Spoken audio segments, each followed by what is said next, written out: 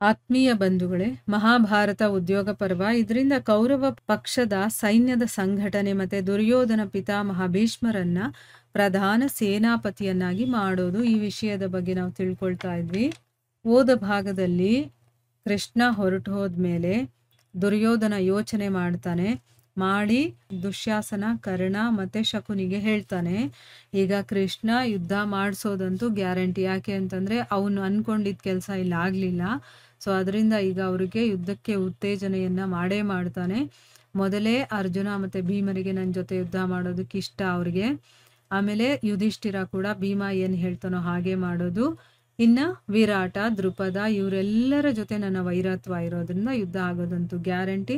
ಅದಕ್ಕೋಸ್ಕರ ನಾಳೆನೆ ಆಕ್ರಮಣ ಆಗುತ್ತೆ ಅಂತ ಘೋಷಣೆ ಮಾಡಿಸಿ ಅಂತೆಲ್ಲ ಹೇಳ್ತಾನೆ. ಮತ್ತೆ ಡೇರೆಗಳನ್ನ ಏನೇನೋ ಅಲ್ಲಿ ಸಜ್ಜು ಮಾಡಬೇಕು ಕುರುಕ್ಷೇತ್ರದಲ್ಲಿ ಅದನ್ನೆಲ್ಲ ಹೇಳ್ತಾನೆ. ಆ 3 ಜನನು ಕೂಡ ದುರ್ಯೋಧನ ಏನ್ ಹೇಳ್ತಾನೋ ಹಾಗೆ ಹೋಗಿ ಎಲ್ಲರೂ ಉಳ್ಕೊಳ್ಳೋದಕ್ಕೆ ಶಿಬಿರಗಳನ್ನೆಲ್ಲ ಅವರು ಏರ್ಪಾಡು ಮಾಡಿಸ್ತಾರೆ. ಮುಂದುವರೆದು ಈಗ ಏನಾಗುತ್ತೆ ಅಂತ ತಿಳ್ಕೊಳ್ಳೋಣ. ರಾತ್ರಿ ಕಳೆದ ಮೇಲೆ ಪ್ರಾತಃ ಕಾಲವಾಗ್ತಾ ಇದ್ದಂಗೆನೆ ರಾಜ ದುರ್ಯೋಧನ ತನ್ನ 11 ಅಕ್ಷೋಹಿಣಿ ಸೈನ್ಯವನ್ನು ಕೂಡ ವಿಭಾಗ ಮಾಡ್ತಾನೆ. ಈಗ ಒಬ್ಬೊಬ್ರು ಒಂದೊಂದು ಕಡೆ ಹೋಗ್ಬೇಕಲ್ವಾ, ಎಲ್ಲ ಒಂದೇ ಕಡೆ ಹೋದ್ರೆ ಆಗೋದಿಲ್ಲ. ಅದಕ್ಕೋಸ್ಕರ 11 ಅಕ್ಷೋಹಿಣಿ ಸೈನ್ಯವನ್ನು ಕೂಡ ಅವನು ಡಿವೈಡ್ ಮಾಡ್ತಾನೆ. ಅವನು ಕಾಲಾಳುಗಳು, ಆನೆ ಸವಾರರು, ರಥ ಮತ್ತೆ ಕುದುರೆ ಸವಾರರು, ಮತ್ತೆ ಸೈನ್ಯದಲ್ಲಿ ಉತ್ತಮ, ಮಧ್ಯಮ ಮತ್ತೆ ನಿಕೃಷ್ಟ ಶ್ರೇಣಿಯವರು ಇರ್ತಾರಲ್ಲ. ಅಂದ್ರೆ ಒಂದು ಸೈನ್ಯದಲ್ಲಿ ಒಂದೊಂದು ಶ್ರೇಣಿಯವರು ಇರ್ತಾರೆ. ಅವ್ರವ್ರಿಗೆ ಏನೇನೆಲ್ಲ ಕೆಲಸ ಹೇಳ್ಬೇಕು ಬೇರೆ ಬೇರೆ ಎಲ್ಲ ಮಾಡಿ ಅವರನ್ನ ಎಲ್ಲೆಲ್ಲಿ ನಿಂತ್ಕೋಬೇಕು, ಯಾವ್ಯಾವ ಸ್ಥಳದಲ್ಲಿ ಯಾರ್ಯಾರು ಇರಬೇಕು ಅನ್ನೋದನ್ನೆಲ್ಲ ನಿಯುಕ್ತಗೊಳಿಸ್ತಾನೆ. ಆಮೇಲೆ ಆನೆ ಸವಾರರು ಇರ್ತಾರೆ, ರಥ ಸವಾರಿ ಮಾಡೋರು ಇರ್ತಾರೆ, ಕುದುರೆ ಸವಾರರು ಇರ್ತಾರೆ, ಮತ್ತೆ ಕಾಲಾಳುಗಳಿರ್ತಾರೆ. ಆ ರೀತಿ ಬೇರೆ ಬೇರೆ ಒಂದು ಗ್ರೂಪ್ ಅವ್ರನ್ನ ಬೇರೆ ಬೇರೆ ರೀತಿಯಲ್ಲಿ ನಿಯುಕ್ತ ಮಾಡಿ ಎಲ್ಲೆಲ್ಲಿ ಇರ್ಬೇಕು ಅವರು ಅನ್ನೋದನ್ನೆಲ್ಲ ಅವನು ಹೇಳ್ತಾನೆ. ಈ ಎಲ್ಲಾ ವೀರರು ಕೂಡ ಅನುಕರ್ಷ ಅಂತಂದ್ರೆ ಏನು, ರಥವನ್ನ ರಿಪೇರಿ ಮಾಡೋದಕ್ಕೋಸ್ಕರ ಆ ರಥದಲ್ಲೇ ಕೆಳಗಡೆ ಕಟ್ಟಿರುವಂತ ಒಂದು ಕಬ್ಬಿಣಕ್ಕೆ ಅನುಕರ್ಷ ಅಂತ ಹೇಳ್ತಾರೆ. ಆಮೇಲೆ ತರಕಸ ಅಂತಂದ್ರೆ ಗೊತ್ತಲ್ವಾ, ಬಾಣಗಳನ್ನೆಲ್ಲ ಇಡುವಂಥದ್ದು. ಆಮೇಲೆ ವರುತ ಅಂತಂದ್ರೆ ರಥವನ್ನ ಮುಚ್ಚೋದಕ್ಕೆ ಹುಲಿ ಇನ್ನೂ ಬೇಕಾದಷ್ಟು ರೀತಿಯ ಮೃಗಗಳ ಚರ್ಮ ಇರುತ್ತಲ್ಲ ಅದನ್ನ ವರುತ ಅಂತ ಹೇಳ್ತಾರೆ. ಉಪಾಸಂಗ ಅಂತಂದ್ರೆ ಯಾವುದನ್ನ ಆನೆ ಅಥವಾ ಕುದುರೆಗಳು ಹೊರುತ್ತೋ ಅಂತಹ ತರಕಸಗಳನ್ನ ಉಪಾಸಂಗ ಅಂತ ಹೇಳ್ತಾರೆ. ಆಮೇಲೆ ಶಕ್ತಿ ಅಂತಂದ್ರೆ ಗೊತ್ತು, ತ್ರಿಶೂಲ ಇರುತ್ತಲ್ಲ ಅದು. ಮತ್ತೆ ನಿಶಂಗ ಅಂತಂದ್ರೆ ಕಾಲಾಳುಗಳು ತಗೊಂಡು ಹೋಗುವಂತ ತರಕಸಗಳು. ಈಗ ತುಂಬಾ ಭಾರ ಇರುತ್ತಲ್ಲ ಅಂಥದನ್ನ ಆನೆ ಕುದುರೆಗಳು ತಗೊಂಡೋದ್ರೆ ಸಾಮಾನ್ಯವಾಗಿರುವಂಥದ್ದು ಕಾಲಾಳುಗಳು ಹೊತ್ಕೊಂಡು ಹೋಗುವಂತ ತರಕಸಗಳಿರುತ್ತಲ್ಲ ಅಂಥದನ್ನ ನಿಶಂಗ ಅಂತ ಹೇಳ್ತಾರೆ. ಆಮೇಲೆ ವೃಷ್ಟಿ ಅಂತಂದ್ರೆ ಏನು, ಒಂದು ರೀತಿಯ ಲೋಹದ ಲಾಠಿ ಅದು, ಆಯ್ತಾ, ಅದೂ ಇರುತ್ತೆ. ಏನೇನೆಲ್ಲ ಇರುತ್ತೆ ನೋಡಿ ಯುದ್ಧದಲ್ಲಿ ಬೇಕಾಗುತ್ತೆ ಅಂತಂದ್ಬಿಟ್ಟು ಇಲ್ಲಿ ನಮಗ್ ಗೊತ್ತಾಗ್ತಾ ಇದೆ ಈಗ ಅಲ್ವಾ.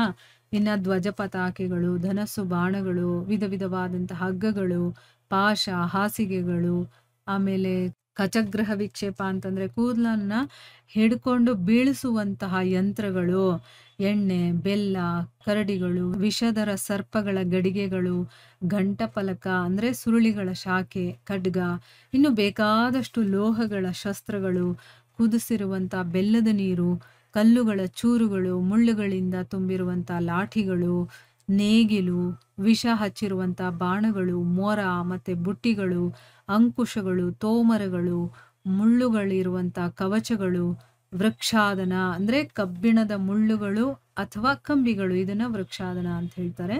ಹುಲಿ ಮತ್ತೆ ಕುದುರೆಗಳ ಚರ್ಮದಿಂದ ಮಾಡಿಸಿರುವಂತ ರಥಗಳು, ಸಿಂಗಗಳು, ಮತ್ತೆ ಕುಟಾರಿಗಳು, ಎಣ್ಣೆಯಲ್ಲಿ ನೆನೆಸಿರುವಂತ ರೇಷ್ಮೆ ವಸ್ತ್ರಗಳು, ತುಪ್ಪ ಮತ್ತೆ ಯುದ್ಧದ ಇನ್ನೂ ಅನೇಕ ಸಾಮಗ್ರಿಗಳನ್ನೆಲ್ಲ ಅವರು ತಗೊಂಡಿದ್ರು. ಏನೇನೆಲ್ಲ ಬೇಕಾಗುತ್ತೆ ನೋಡಿ, ನಮಗೆ ಕೆಲವೊಂದು ಗೊತ್ತೇ ಇಲ್ಲ ಏನು ಅಂತ. ಬಟ್ ಆಗಿನ ಕಾಲದಲ್ಲಿ ಯುದ್ಧ ಮಾಡಬೇಕಾದ್ರೆ ಈ ವಸ್ತುಗಳೆಲ್ಲ ಬೇಕಾಗಿರುತ್ತೆ ಅಂತ ಅನ್ಸುತ್ತೆ. ಅದಕ್ಕೆ ಇವರು ಆ ವಸ್ತುಗಳನ್ನೆಲ್ಲ ತಗೊಂಡಿದ್ದಾರೆ.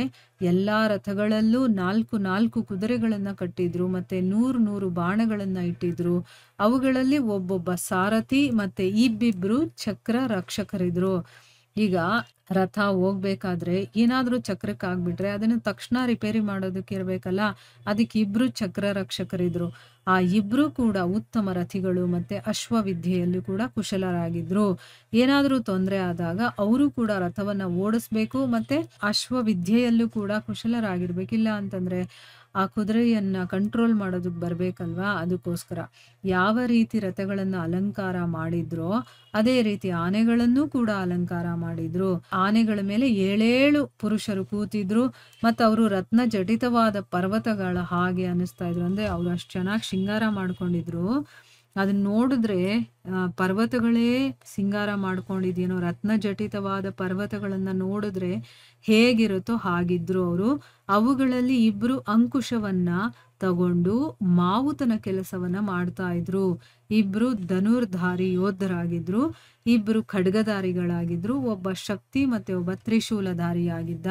ಈ ರೀತಿ ಚೆನ್ನಾಗಿ ಅಲಂಕರಿಸಿರುವಂತಹ ಲಕ್ಷಾಂತರ ಕುದುರೆಗಳು ಮತ್ತು ಸಾವಿರಾರು ಪದಾದಿಗಳು ಆ ಸೇನೆಯಲ್ಲಿ ಹೊರಡ್ತಾ ಇದ್ರು. ಈಗ ನಮ್ ಕಣ್ಮುಂದೆ ಬರ್ತಾ ಇದೆಯಾ ಆ ಆನೆ, ಅದ್ರ ಮೇಲೆ ಕೂತಿರೋರು, ಅವ್ರು ಹಿಡ್ಕೊಂಡಿರುವಂತಹ ಆಯುಧಗಳು, ಈಗ ಅವ್ರ ಹಿಂದೆ ಹೋಗ್ತಾ ಇರುವಂತಹ ಸಾಮಾನುಗಳು ಏನೇನಿತ್ತು, ಹೇಗೆಲ್ಲ ಅಲಂಕಾರ ಮಾಡಿದ್ರು. ಒಂದು ಗಾಂಭೀರ್ಯ, ಆ ಯುದ್ಧದ ಗಾಂಭೀರ್ಯತೆಯನ್ನ ನಾವು ನೋಡ್ಬೋದು ಇಲ್ಲಿ ಅಲ್ವಾ? ಆ ಸೇನೆ ಹೇಗಿರ್ಬೋದು ಅನ್ನೋ ಒಂದು ಇಮ್ಯಾಜಿನೇಷನ್ ನಾವು ಮಾಡ್ಕೋಬೋದು ಇಲ್ಲಿ. ಏನೆಲ್ಲ ಸಾಮಾನುಗಳು ಬೇಕು, ಎಷ್ಟೆಲ್ಲ ಜನಗಳು ಬೇಕು ನೋಡಿ. ಒಬ್ಬ ದುರ್ಯೋಧನನ ಆಸೆಯನ್ನ ಪೂರೈಸೋದಕ್ಕೆ ಇಷ್ಟು ಜನ ಬಲಿಯಾಗ್ತಾರೆ ಇವಾಗ. ಆದ್ರೂ ಅವನ ಆಸೆ ಏನಾದ್ರೂ ಪೂರೈಸುತ್ತಾ? ಇಲ್ಲ. ಭಗವಂತ ಇಚ್ಛೆ ಪಟ್ರೆ ಮಾತ್ರನೇ ಅದಾಗೋದು. ನಾನೇ ಮಾಡ್ಬಿಡ್ತೀನಿ ಅಂತಂದ್ರೆ ಅದು ಯಾವತ್ತಿಗೂ ಸಾಧ್ಯ ಇಲ್ಲ. ಅದೇ ಭಗವಂತ ಪಾಂಡವರ ಪಕ್ಷದಲ್ಲಿದ್ದಾನೆ. ಅವರಿಗೆ ಜಯ ಅನ್ನೋದು ನೋಡಿ, ಇದೆಲ್ಲ ಏನೂ ಮಾಡ್ಲಿಲ್ಲ ಅಂದ್ರೂ ಅವ್ರಿಗೆ ಜಯ ಸಿಗತ್ತೆ. ಯಾಕೆ? ಭಗವಂತ ಅಲ್ಲಿ ಡಿಸೈಡ್ ಮಾಡಿ ಆಗೋಗಿದೆ. ಈಗ ದುರ್ಯೋಧನ ಮುಂದುವರೆದು ಏನ್ ಮಾಡ್ತಾನೆ ಅನ್ನೋದನ್ನ ನಾವು ಮುಂದಿನ ಭಾಗದಲ್ಲಿ ತಿಳ್ಕೊಳ್ಳೋಣ. ಹರೇ ಕೃಷ್ಣ.